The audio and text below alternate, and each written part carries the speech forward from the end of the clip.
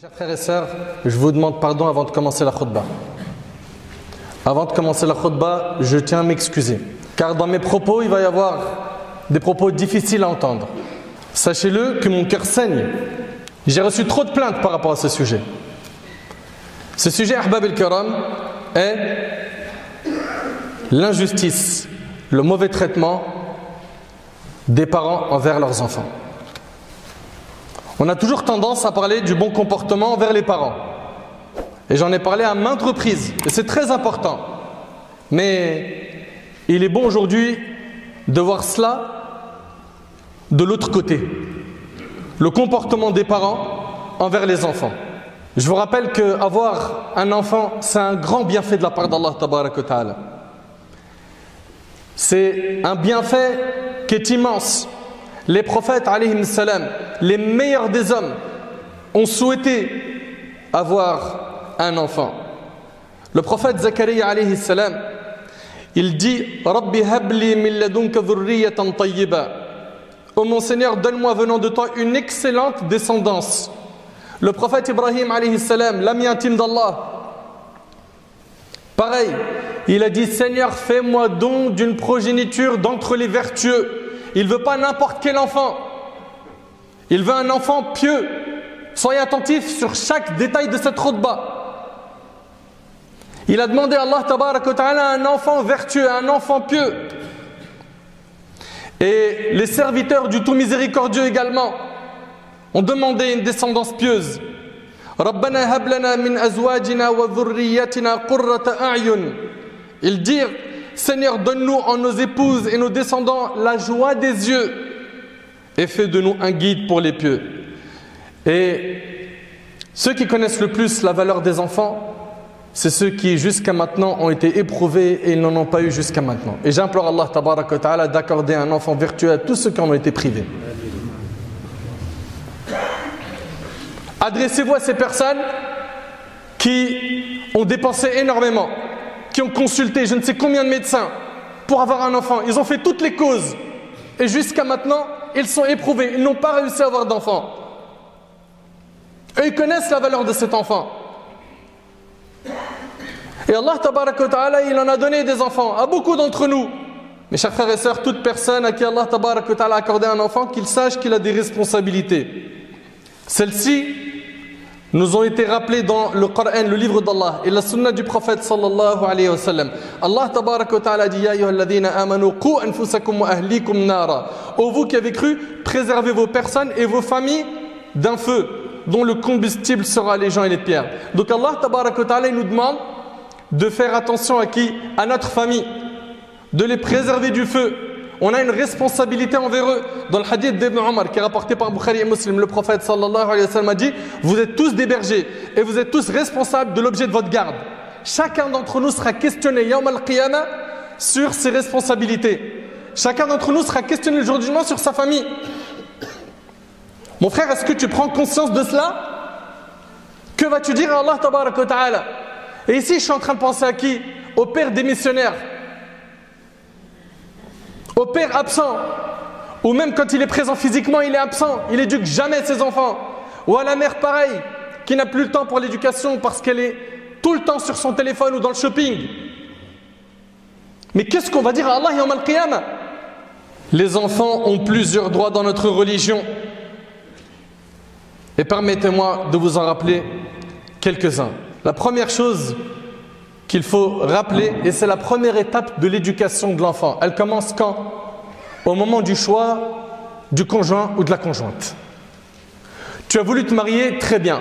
Pourquoi? Avec qui? Pour quelle raison? Pourquoi tu as choisi ce profil et pas un autre? Juste pour la beauté? Pour la richesse? La beauté, il suffit que la personne elle ait éprouvé par une maladie, un accident ou autre, elle la perd. C'est fini, tu divorces? La richesse, demain elle l'a plus, tu divorces? Si c'était pour la notoriété, demain elle l'a plus, tu divorces? Tu t'es marié pourquoi? Pour quelle raison? Si tu t'es marié avec elle pour Allah, pareil pour toi ma soeur, sache que tu as fait le premier bon pas. Le prophète sallallahu alayhi wa sallam rapidement, dans le hadith qui est rapporté par Bukhari et Muslim sur Abu Huraira, il a dit alayhi salatu wassalam, on épouse la femme pour 4 raisons: son argent, sa famille, sa beauté ou sa religion. Emporte celle qui a la religion, puissent tes mains se couvrir de poussière. Donc le plus important c'est quoi? C'est le din. Est-ce qu'on veut dire par là que au niveau de la beauté, l'attirance physique, on doit fermer l'œil? Absolument pas. Mais sache que le plus important c'est le din. Également pour toi ma sœur, le prophète sallallahu alayhi wa sallam a dit dans le hadith rapporté par Tirmidhi sur Abu Huraira, si un homme vient vous demander la main de votre fille et que vous êtes satisfait, de quoi? Sa carte bleue, ses diplômes, sa notoriété, son rang social.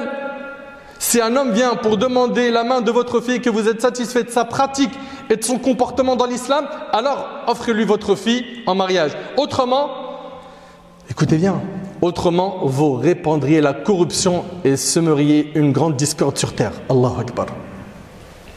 Et ça ne veut pas dire par là, je donne ma fille au premier venu qui a la religion et qui n'a aucune situation financière. Non, mais il y a un juste milieu dans chaque chose. À partir du moment où il a de quoi assumer un foyer, arrêtez d'en demander trop.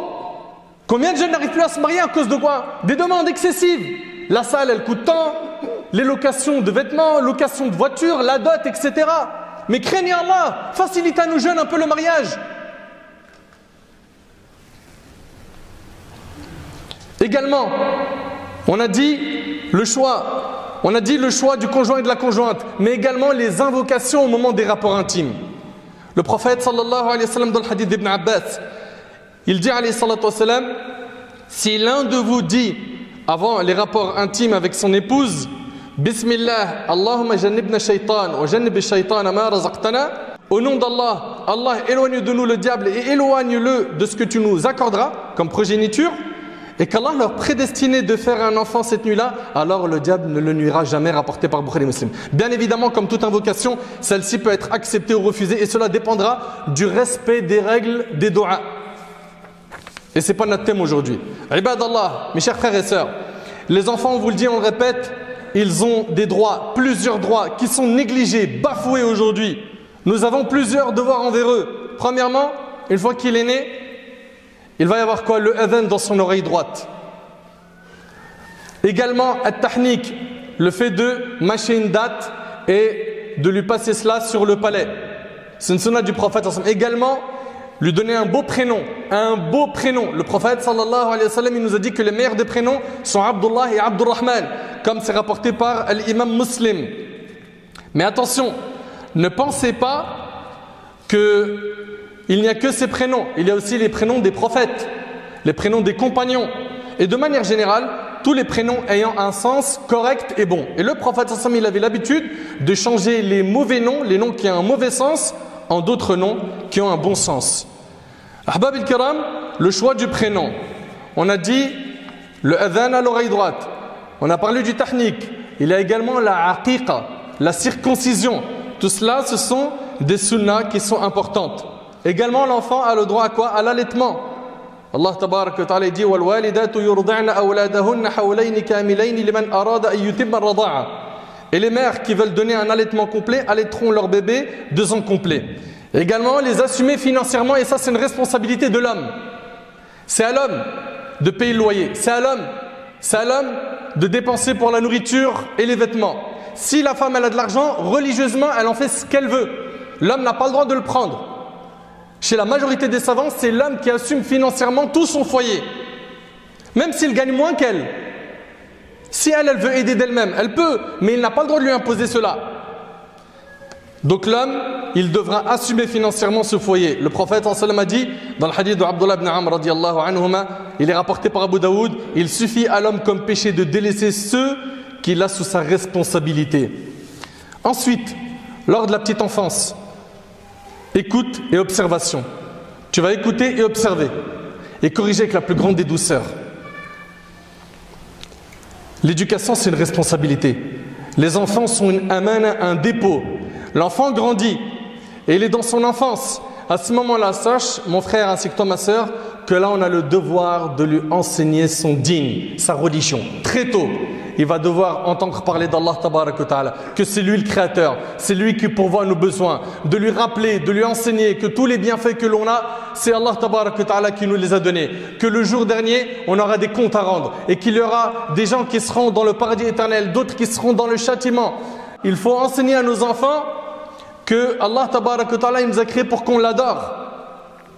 Regardez Luqman alayhi salam qui plante ses graines de l'aqida, de la croyance dans le cœur de son enfant.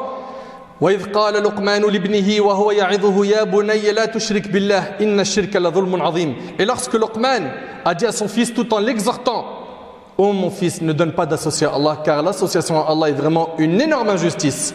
Donc enseigne-lui la croyance, parle-lui des piliers de la foi, détaille-lui ces points qui sont très importants. Également, enseigne-lui la taqwa, la piété. Rappelle-lui qu'à chaque instant, Allah subhanahu wa ta'ala le voit. En lui enseignant cela, al-muraqaba, qu'Allah tabarak wa ta'ala le surveille en permanence, tu n'auras plus besoin de le surveiller plus tard. Si tu plantes les bonnes graines, cet enfant aura des réflexes de pieux. Au moment du péché, il se dira: je ne peux pas, Allah me voit. Un grand nombre d'entre nous, malheureusement, ils se sont loupés. Également, enseigne-lui la prière et montre-lui la valeur de la salat. Wa'mur ahlaka bis-salat wastabir 'alayha. Et commande à ta famille la salat et fais-la avec persévérance. Rappelle-lui qu'Allah tabarak wa ta'ala a dit: inna salata tanha 'anil fahsha'i wal munkar. La prière préserve des turpitudes et du blâmable. Luqman alayhi salam, il a dit quoi? Ya bunayya aqimis salat, oh mon fils, accomplis la prière. Allah ta'ala a dit: wa aqimis salata li dhikri, accomplis la salat pour le souvenir de moi. Le prophète sallallahu alayhi wa sallam, il nous enseignait qu'à 7 ans, on leur enseigne la prière, à 10 ans, ils sont punis s'ils ne prient pas. Enseigne-lui que c'est très important de prier. Rappelle-lui que la meilleure des actions, c'est la prière à son heure. Rappelle-lui que la première action qui sera jugée le jour du jugement de sa part, c'est la salat. Et également, enseigne-lui d'ordonner le bien et d'interdire le mal. Fais de lui dès le départ un acteur positif dans cette société, dans cette communauté, qu'il ne voit pas un acte blâmable et qu'il garde le silence. Fais de lui un da'i ilallah, quelqu'un qui appelle Allah subhanahu wa ta'ala. C'est ce qu'il a dit ici Luqman à son fils: wa'mur bil ma'ruf wanha 'anil munkar, ordonne le convenable, interdit le blâmable. Et Allah tabarak wa ta'ala nous dit également dans les conseils de Luqman: wala tusa'ir khaddaka lin-nas wala tamshi fil ardi maraha. Il le met en garde contre quoi? Contre le fait de marcher avec orgueil. Ne foule pas la terre avec arrogance. Ne sois pas orgueilleux. Ne crois pas que tu es meilleur que les autres parce que tu as telle voiture, tu as de l'argent, tu es dans le luxe, tu es dans le confort. Ne sois pas de ceux qui vantent leur richesse sur internet, sur les réseaux sociaux. Enseignez ça à vos enfants. Eux qui aujourd'hui sont pollués par quoi? Par la frime et l'orgueil. Également, waqsid fi mashik waghdud min sawtik inna ankara al-aswat la sawt al-hamir. Sois modeste dans ta démarche et baisse ta voix. Parle pas fort. Certains ils peuvent pas parler sans crier. Sois modeste dans ta démarche et baisse ta voix, car la voix la plus détestée, c'est bien la voix des ânes. Enseigne-lui que le prophète, parmi ses missions, c'était quoi? D'enseigner les nobles caractères. Il a dit, alayhi salatu wassalam, j'ai été envoyé pour parachever les nobles caractères. C'est rapporté par l'imam Ahmad. Enseigne-lui que le prophète a dit, rien ne pèse plus lourd dans la balance du croyant le jour du jugement que sa bonne moralité et son bon caractère. Subhanallah. Allah déteste. Vous entendez? Allah déteste. En effet, tout grossier au parler impudique rapporté par Tirmidhi. Montre-lui l'exemple. Sache que tu as beau lui parler, si lui il n'arrive pas à s'identifier, si lui il n'arrive pas à avoir un exemple devant lui, il va en chercher ailleurs.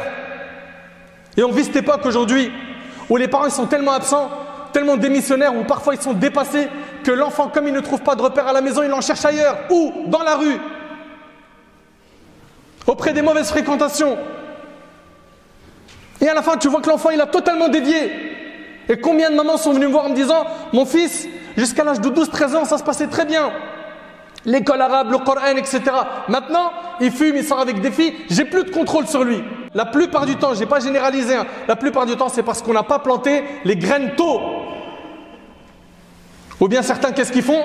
Ils viennent nous voir dans les instituts. S'il te plaît, je suis dépassé. Mon fils, il vient de sortir de la prison pour une affaire de drogue.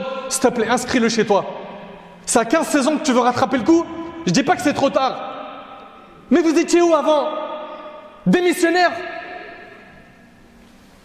Oh vous les parents qui rentrez à la maison et vous regardez que vos smartphones. Ou vous rentrez à la maison et vous allez directement au café pour rester avec vos amis ou vos collègues de travail. Ou toute la soirée il est sur son ordi. Ou la maman qui est absente parce qu'elle n'a pas que ça à faire. Oh là là, vas-y, tiens, prends le smartphone, écoute un dessin animé. Mais vous serez questionné le jour du jugement. Ce dépôt, vous l'avez trahi.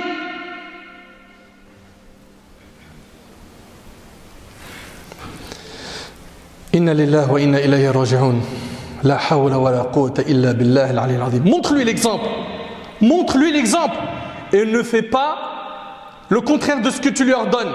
Allah Ta'ala il nous dit Ya ayyuhalladhina amanu lima taquluna ma la taf'alun. Oh vous qui avez cru, pourquoi dites-vous ce que vous ne faites pas? Kabura maqtan 'inda Allah an taqulu ma la taf'alun. C'est une grande abomination auprès d'Allah que de dire ce que vous ne faites pas. Enseigne-lui qu'il doit être patient. Wasbir 'ala ma asabak.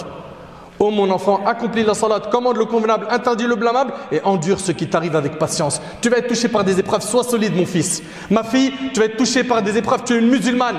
Tiens bon, enseigne-lui l'endurance. On leur apprend la patience à cette génération d'enfants rois. Également, Ahbab el-Kiram, leur enseigner le livre d'Allah. Mais attention, le problème c'est qu'on leur enseigne des versets sans l'explication de ces versets. À la fin, on a des jeunes qui ont 14, 15, 16, 17 ans, voire moins, qui ont appris le Coran par cœur très rapidement, ou une grande partie du Coran. Et leur comportement, c'est l'opposé du Coran. Pourquoi? Où est le problème ici? Le problème ici, c'est qu'on ne leur a pas enseigné ce que voulait dire la parole d'Allah Tabarak wa Ta'ala. On ne leur a pas expliqué le Coran. Également, apprenez-leur les invocations. Les invocations du matin et du soir pour qu'Allah Tabarak wa Ta'ala les protège. Habituez-les à évoquer Allah, à toujours faire du dhikr.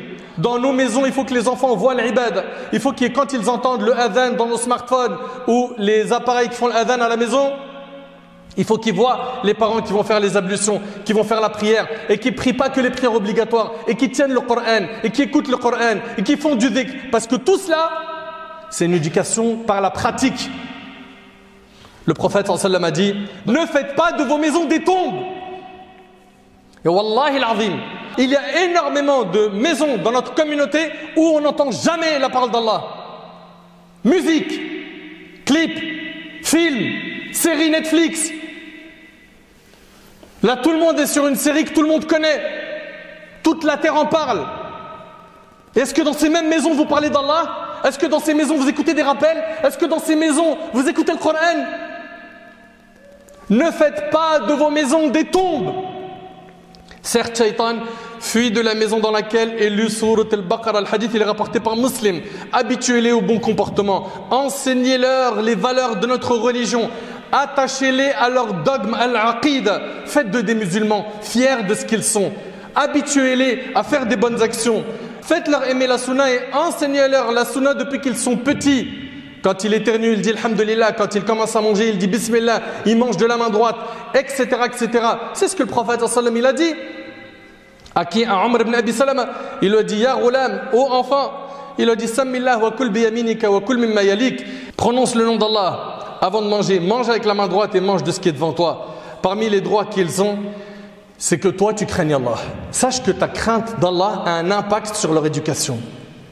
Ta crainte d'Allah à toi, elle a un impact sur leur éducation. Allah Ta'ala il nous dit wa amma al-jidaru fa kana li ghulamayn yatimayn fil madina wa kana tahtahu kanzun lahumā wa kana abūhumā ṣāliḥan. Al-aya. Et quant au mur, il appartenait à deux garçons orphelins de la ville. Il y avait en dessous un trésor. Il y avait en dessous un trésor à eux et leur père était un homme vertueux. C'est par la piété du père qu'ils ont pu retrouver ce trésor. Allah Tabarak wa Ta'ala il nous dit wa liyakhsha alladhīna law taraku min khalfihim dhurriyyatan ḍi'āfan.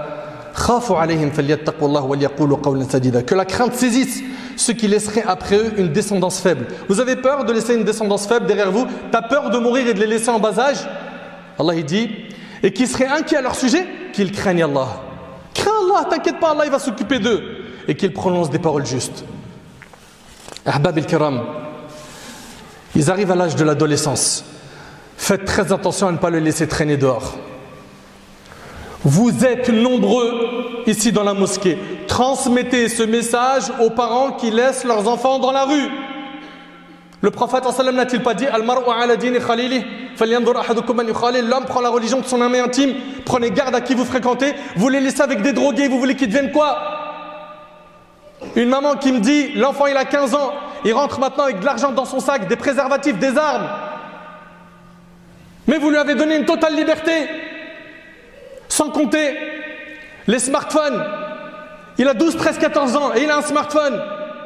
Personnellement, je déconseille les smartphones jusqu'à ce qu'il arrive à l'université. Ça leur apporte quoi d'utile? Oui, mais tu vas créer une frustration en lui, il va regarder ses amis, ils en ont. Mais est-ce qu'ils arrivent à se contrôler avec? C'est une arme qu'ils n'arrivent pas à contrôler. C'est avec ça qu'ils ont découvert Snap, TikTok, etc. C'est avec ça qu'ils ont commencé à écouter du son. C'est avec ça qu'ils ont commencé à regarder du haram et de faire des rencontres illicites. Faites attention, Allah yabarik fikum. Le prophète sallam, il nous dit, méfiez-vous de cette pratique qui consiste à vous asseoir dans les rues. Il dit au messager d'Allah, on ne peut pas s'en passer car c'est là pour nous une occasion de parler entre nous. Le prophète il a dit, si vous y tenez absolument, donnez au moins le droit à la rue. Ils ont dit, c'est quoi le droit à la rue? Il a dit, ne pas regarder les passants. C'est ici les regards impudiques. Ne pas leur faire du tort alors qu'ils font du tort. Ils volent, ils arrachent des sacs à main et j'en passe. Rendre le salam, commander le bien, interdire le mal. Et c'est rapporté par Bukhari et Muslim. Surveillez les fréquentations de vos enfants. Encouragez-les à être des pieux. Et ne soyez pas, Allah yabarik fikum, s'il vous plaît, ne soyez pas de ceux qui s'opposent à la pratique du dîn de leurs enfants. J'ai reçu des messages qui sont durs à écouter. J'ai voulu porter le hijab, il m'a dit, t'en fais trop, ça fait trop dans la religion. Subhanallah, ça fait trop dans la religion. Mais est-ce que ses parents, ils réalisent ce qu'ils disent? Toi, tu as des faiblesses de foi. Tu as du mal à pratiquer ta religion. C'est un fait. En plus de ça, tu te rajoutes le fait que tu interdis le bien. Tu interdis à ton fils et à ta fille d'adorer Allah. Bien évidemment que des fois, il y a des enfants qui sont dans l'exagération. Mais quand ce n'est pas le cas, craignez Allah. Laissez-les pratiquer leur religion. Elles sont menacées. Ils sont menacés. Critiquez, insultez parce qu'il fait la prière. Parce qu'aujourd'hui, il veut quoi? Il veut avoir la sunna du prophète sallam, suivre sa sunna. Également, soyez juste envers les enfants. Pas d'injustice, pas de préférence du garçon plus que la fille. Ou de la fille plus que le garçon. Soyez juste. Un tel, parmi tes enfants, tu as autorisé à qu'il se marie avec un converti à l'islam. Mais ta fille, tu veux pas. Soyez juste. Quand vous faites quelque chose, soyez juste. Dans le partage, soyez juste. Ne soyez pas des injustes. Le jour du jugement, il se peut que vos enfants soient vos adversaires. Que vous finissez fauchés, en faillite. Pourquoi? Parce que vous rembourserez tout cela avec vos hasanats. Soyez juste. Juste. Et ne soyez pas de ceux-là qui refusent les mariages pour rien, qui méprisent certains enfants, qui détruisent certains enfants. Tu es un incapable. Il le détruit. De toute façon, tu es un raté. Ça ne marchera jamais, etc. Ne faites pas des doigts contre eux. Ne soyez pas mauvais envers eux. Ne soyez pas violents comme on l'entend aujourd'hui malheureusement. Mes chers frères, mes chères sœurs, le prophète sallam a dit, tout homme à qui Allah a confié la gestion des intérêts d'un groupe, s'il meurt alors qu'il trompe ses administrés, Allah lui interdit le paradis. Allahu Akbar. Allahu Akbar. Ô toi qui négliges ce que tu as de plus cher, à savoir tes enfants. Toi qui négliges ce grand capital que tu possèdes. Ô toi qui ne leur a rien appris d'utile, ni de la science d'ici-bas, les sciences profanes, ni de celle de la religion, sache que tu es en train de tromper et trahir tes enfants. Oui, le fait de ne rien leur enseigner de ce qui leur est utile est une sorte de trahison. Et comment peux-tu trahir les êtres qui te sont le plus chers? Comment? Malheureusement, beaucoup de parents négligent leurs enfants, sous prétexte qu'ils sont occupés par le travail. Ils ne savent rien de leurs enfants. Qu'est-ce qu'il fait? Où est-ce qu'il sort? Où est-ce qu'il passe ses journées? Qui il fréquente? Qu'est-ce qu'il apprend? Qui il écoute? Qu'est-ce qu'il voit? Ils n'en savent rien. Et l'enfant mesquin se retrouve perdu. Il se retrouve à désobéir à Allah tabaraka wa ta'ala à longueur de journée. À cause de qui? À cause de deux parents irresponsables qui l'ont délaissé, négligé, parce qu'ils étaient trop occupés. En vérité, c'est parce qu'ils étaient trop égoïstes. Trop égoïstes. Et sachez une chose, vous les parents, sachez que si votre enfant ne trouve pas ses repères à la maison, c'est-à-dire à travers vous deux, sachez qu'il ira chercher ses repères ailleurs, dans la rue par exemple. Et on sait tous comment ils ont fini. Et on sait tous comment ça finit. La rue, la cité, les boîtes de nuit, etc. Donc éduque-toi afin que l'éducation de ton enfant te soit facilitée. Si avec tout cela ça ne marche pas, avec les invocations, avec les rappels à l'ordre, etc., rappelle-toi, que tu ne guides pas les gens que tu aimes, mais c'est Allah qui guide qui il veut. Tes enfants sont une partie de toi. Fais le nécessaire pour les préserver. Oh Allah, j'ai transmis, sois témoin. Oh Allah, j'ai transmis, sois témoin.